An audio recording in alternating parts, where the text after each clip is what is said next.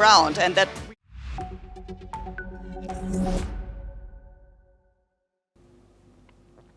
Hello and welcome. I'm Suma Katauka and you're watching War Report on NewsX World.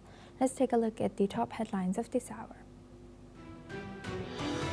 After U.S. envoy Steve Witkoff's meeting with the Russian President Vladimir Putin on the peace plan to end the ongoing Russia-Ukraine war, U.S. President Donald Trump has said that the talks were reasonably good, while further emphasizing for his push for peace.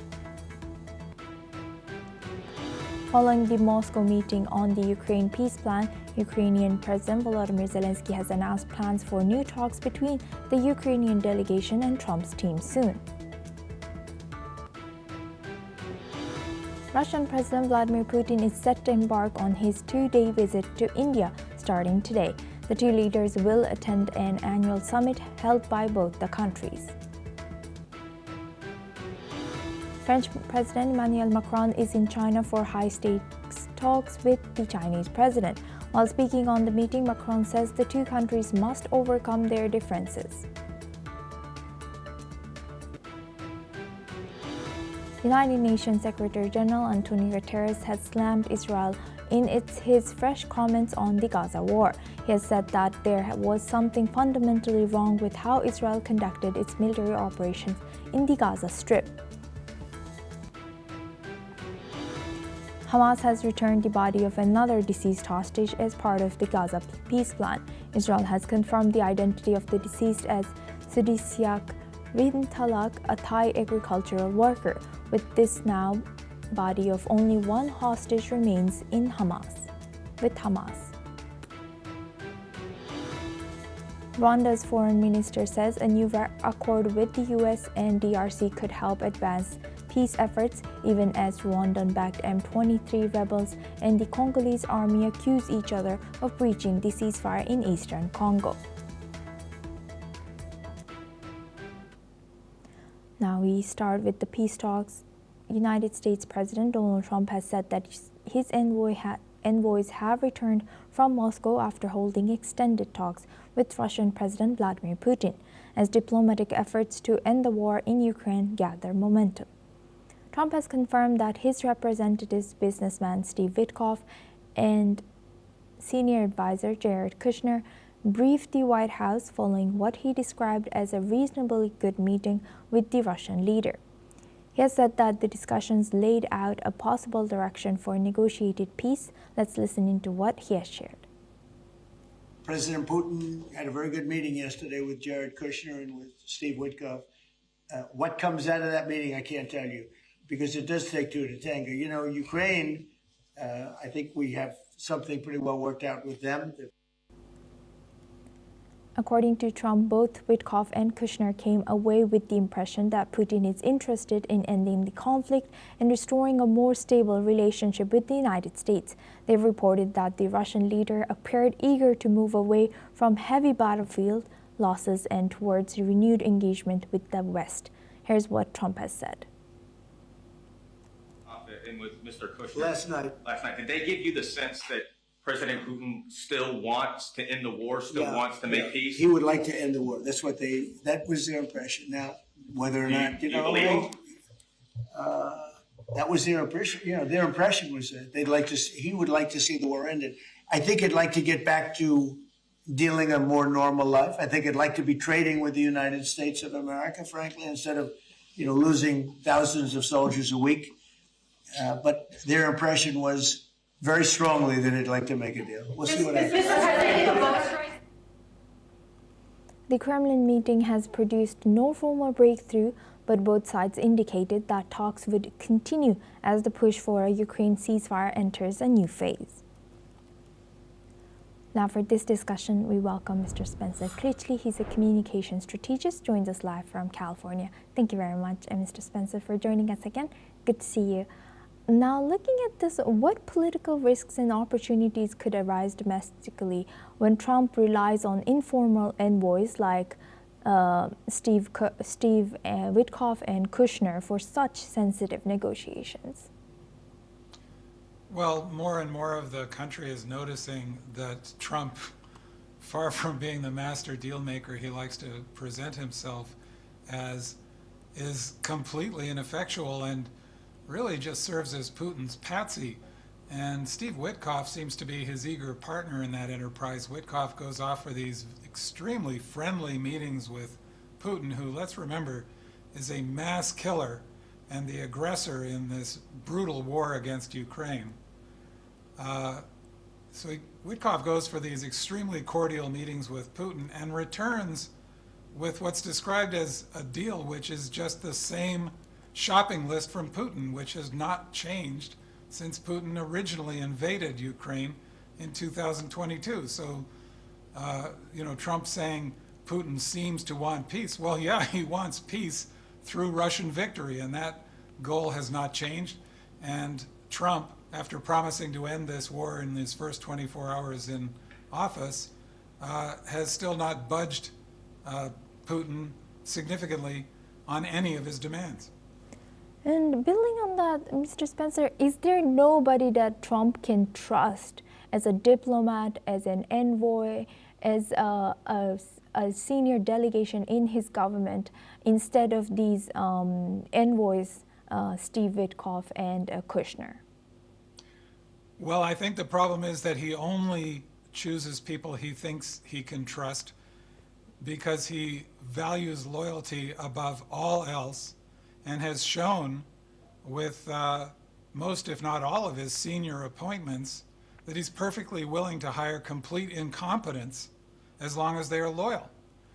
This is the classic pattern of an authoritarian leader. They must have absolute loyalty because they themselves are crooked and cannot be trusted. They're paranoid that they'll be stabbed in the back by the people working with them. They're quite right to worry about that, because think of the kind of people who are attracted to working with somebody like this. Yes. One hopeful sign for democracy is that what typically happens with authoritarian regimes sooner or later is that they collapse under their own incompetence because of this very hiring practice of valuing loyalty above all else. Witkoff has no qualifications for the role he's in beyond being a longtime friend and golfing partner of Donald Trump, and it shows in his utter gullibility in dealing with Putin. Although I will say, I think that one way in which they're perhaps being canny is that the real point here appears to be just striking business deals that will be advantageous personally for Donald Trump and Steve Witkoff and their associates. They see rich opportunities doing business with Putin if they can just get this pesky Ukraine war out of the way. And I think that's probably what their main motivation actually is. Right, and how dangerous is this? What kind of precedent does it set for America's government or American politicians now? And how could this renewed prospect of U.S.-Russia engagement, how do you think this is affecting debates over America's role in mediating between Ukraine and Russia instead of being biased towards Russia? It's extremely destructive. Trump, rather, quite a Freudian slip there, accidentally calling him Putin, because it's becoming harder and harder to tell them apart. Trump is doing his best to reduce the standing of the United States to the abysmal depths of the standing of Russia. So the United States, the world's most powerful and, although not perfect, most credible power, is being reduced to the rank of a kleptocracy run by essentially a gang leader who's doing his best to just loot his own country. Yes. And Trump is reducing the United States to that level, or at least doing his best. This, of course, is a tragedy in terms of the history of democracy, the United States being the birthplace and the world's leading defender of democracy. Again, not perfect, but better than all the alternatives in most people's estimation. 100%. Certainly better than the alternative Russia. Yes. It's not just a tragedy, but it actually makes the United States far more vulnerable, because Trump is alienating our allies. And the United States has hundreds of allies, unlike Russia, which only has clients and victims of its aggression. And Trump, in this way too, is reducing the United States to the level of Russia if he continues to get his way. Luckily, I think he is becoming increasingly weak as more and more Americans recognize the obvious truth about him. Yes, indeed. Thank you very much, certainly, for sharing that and highlighting that. Please stay with us as we stay on this topic now. Ukrainian President Volodymyr Zelensky has stated that Ukrainian and U.S. delegations are to meet this week to work out a formula discussed at talks in Geneva, aimed at bringing peace and providing security guarantees for Kyiv. Zelensky has added that further talks will take place next week, involving both the delegations and himself, though he did not provide any details. Let's listen in. Наша команда разом з американськими представниками вже на цьому тижні, наприкінці тижня, продовжить наближати пункти, які є у нас за результатами Женеви, до такої форми, яка виведе на дорогу до миру і гарантій безпеки. Буде зустріч делегацій. Українська делегація буде добре підготовлена та налаштована на предметну роботу. Now for this discussion, we welcome back Mr. Spencer Critchley. He's a communication strategist, joins us live from California. Thank you very much, Mr. Spencer, for staying with us. Now, looking at all this, who do you think who is capable for realistically giving or providing security guarantees for Kyiv? Well, it certainly should be the United States working with its NATO partners, and unfortunately, as we see, Zelensky has to hope the United States will come through, but by no means can he count on us, thanks to our current president. I think NATO also has to do more in this regard. They've certainly shown more resoluteness than the United States has lately, squandering, with the U.S. squandering the very much strengthened alliance that President Biden was able to build during his term.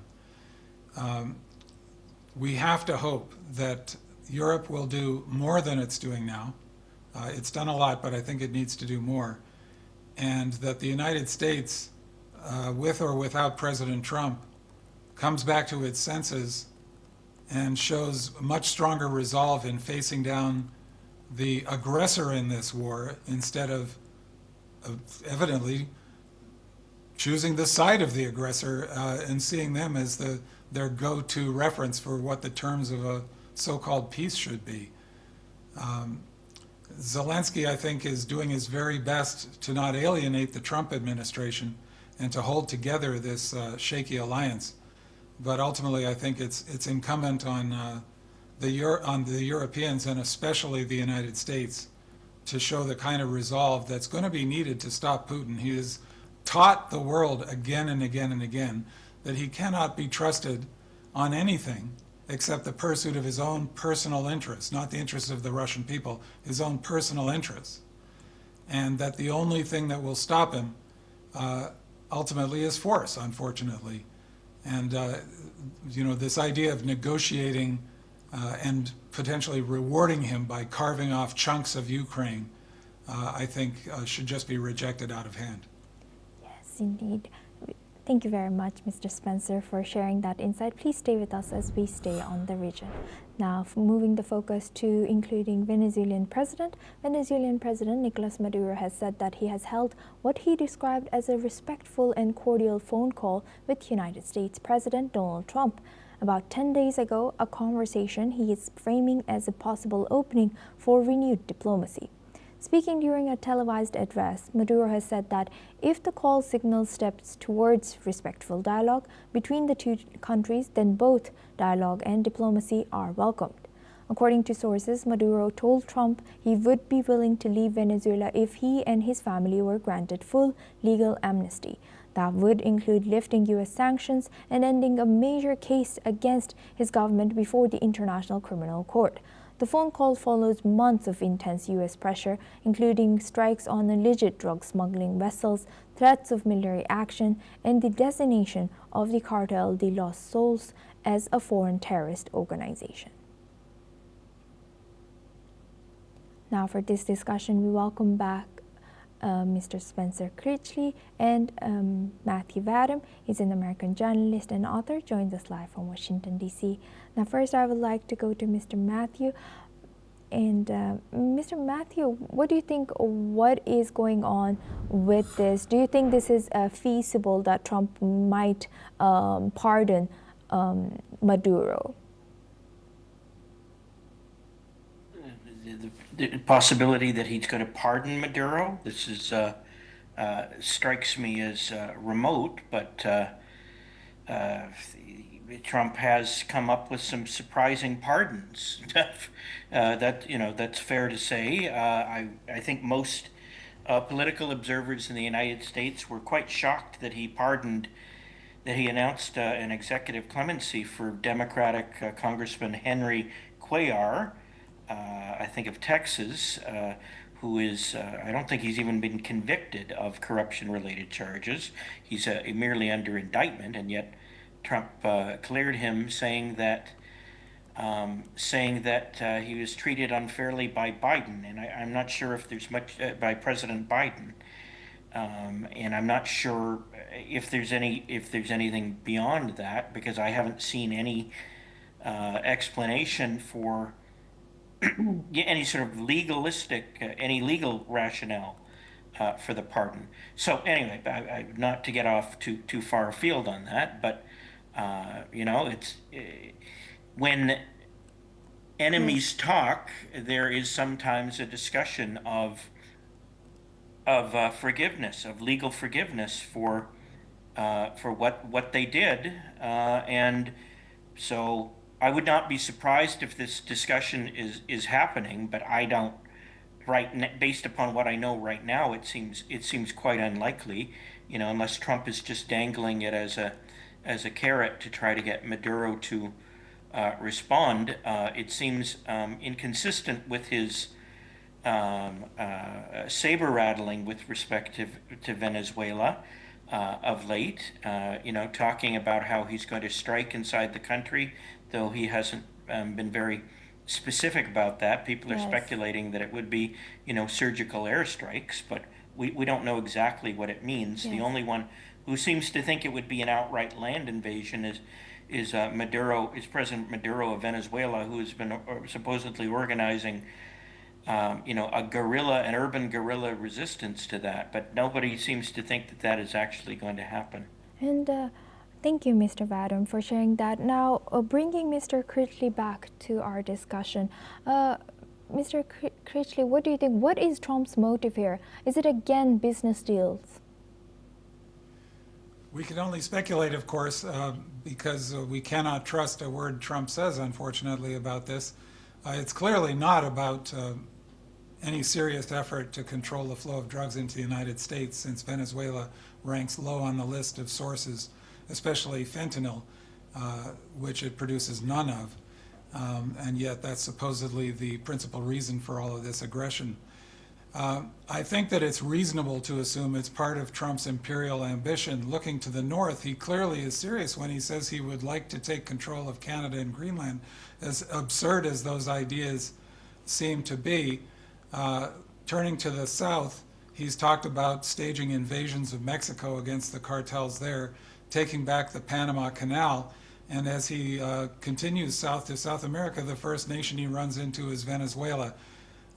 There are plenty of reasons to intensely dislike Nicolas Maduro and the corrupt authoritarian regime that he's running.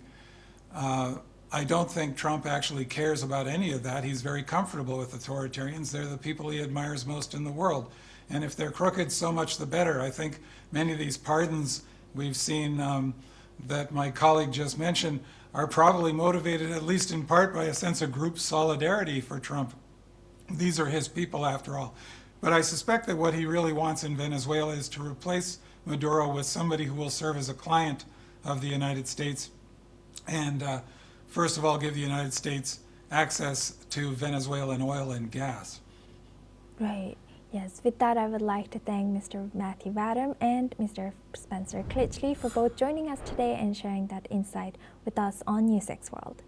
Now we move the focus to Africa. Rwandan Foreign Minister has stated that a new accord to be signed by the US President and the leaders of Rwanda and the Democratic Republic of Congo could support a step towards peace in the region.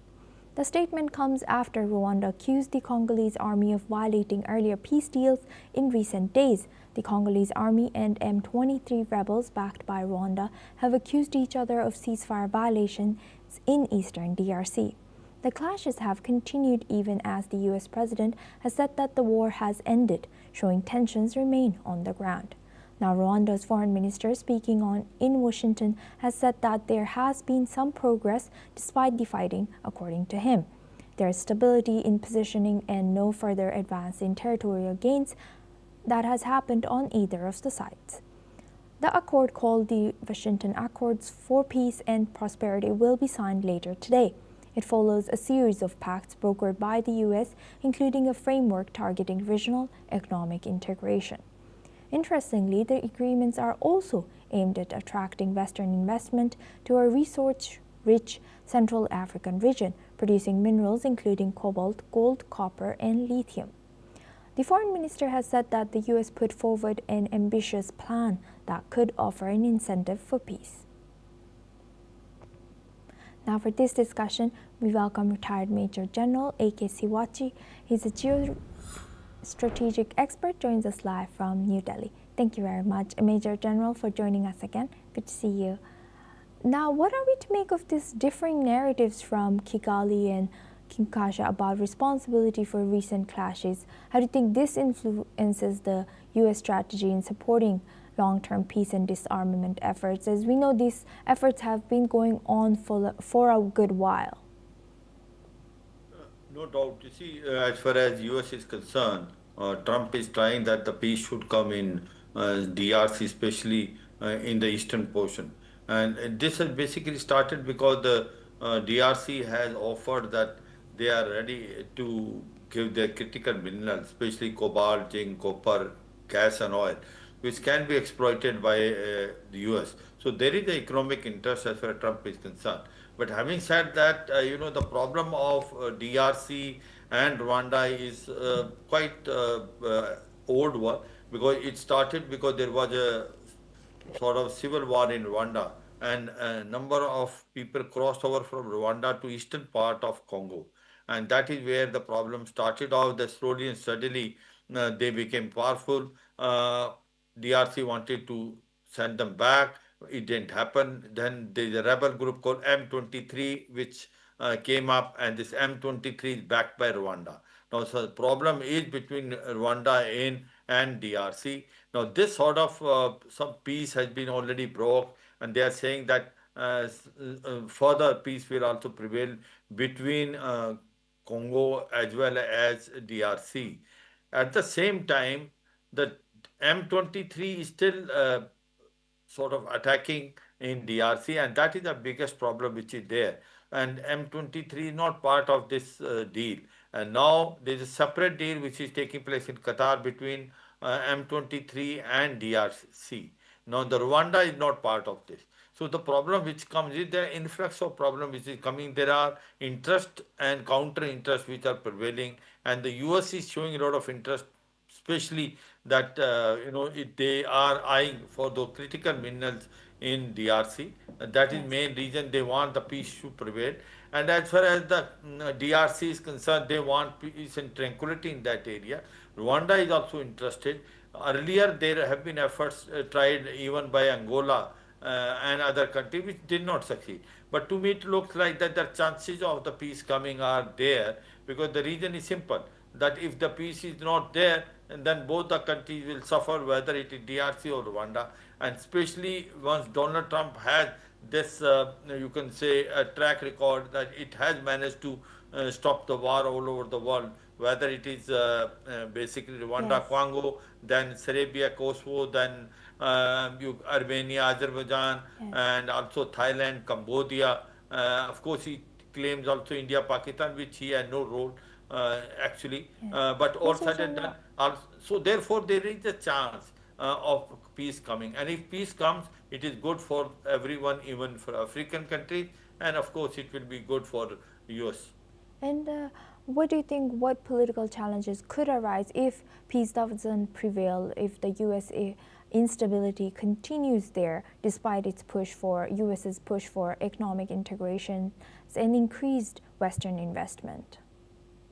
You find in case if there is no peace, then the investment will not come, and both the country will suffer. And you will find there will be more human rights violation, and the complete area will be volatile, and this will not be good both for Congo, DRC, as well as for Rwanda. So it is in the mutual interest that the peace prevail and some sort of understanding come. US is trying to broker this peace. I think there is a possibility of peace coming. They have to take M23 also on the board, because if they don't take that, then the main culprit in this is M23, which has a backing of Rwanda. So Rwanda, though, of course, is saying that they are not backing M23, but certainly the roots goes toward Rwanda. So point is, if there is a turmoil, if there is a sort of fight going on between M23 and DRC, Rwanda and DRC, then you will find it that the complete area or complete this region will be volatile, and it is good for no one. And if they want peace and tranquility, this will bring development. There will be investment by the US. Maybe that there are other European countries are to invest, and that is the requirement a day. Otherwise, there will be more human right violation which will take place, and they will further become poorer. As it is, there is a starvation there. There are, the per capita income has gone almost 1/3 in last about 10 years. So people are dying due to hunger, and there is a famine type situation. So it is a requirement of the day the peace should prevail. Yes, indeed. With that, I would like to thank Major General A.K. Siwachi for joining us today and sharing that insight. Now we will move on to our next news. Honduran Centrist President candidate Salvador Nasrallah holds a narrow lead over Trump-backed conservative Nasri Asfoura amid continuing technical delays in the country's vote count. With more than 80% of votes already counted, Nasrallah has 40.23%, less than 14,000 votes ahead of Asfoura, who has 39.69%, while ruling party candidate Rixi Moncada trails in third with 19%. System outages have plagued the election since Sunday, with Wednesday's update delayed due to an unannounced system maintenance. The Electoral Council has blamed the outages on the company running the vote counting platform. Despite the issues, Nasrallah has remained confident, telling supporters on social media, "Either way, we are going to win." Observers from the European Union and the Organization of American States have urged calm as final results are counted. Meanwhile, President Donald Trump has alleged election fraud without presenting evidence, raising tensions further in the closely contested race.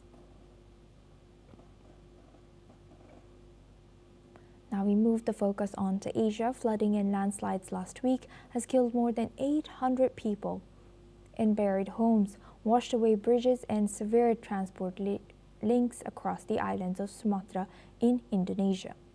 With many areas inaccessible by land and more than rain expected, humanitarian groups have warned that the scale of rescue and recovery efforts was unprecedented. While the seaside town of Sibolga in central Tapanuli district escaped the worst of the flood damage, it was left without electricity and little access to the rest of the country. Meanwhile, coordinating Human Development and Culture Minister Pratinko has said that rice handouts were part of its efforts to ease the people's burden. Residents in the flood-hit district of Malak, West Sumatra, are struggling to salvage what remains of their rice harvest since the landslide swept away the paddy fields. Residents were seen drying rice grains salvaged from flood, damaged sacks, and working to rebuild basic amenities.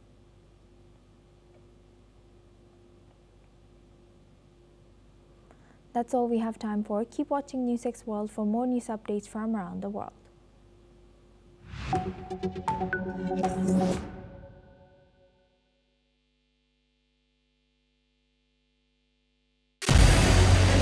What we can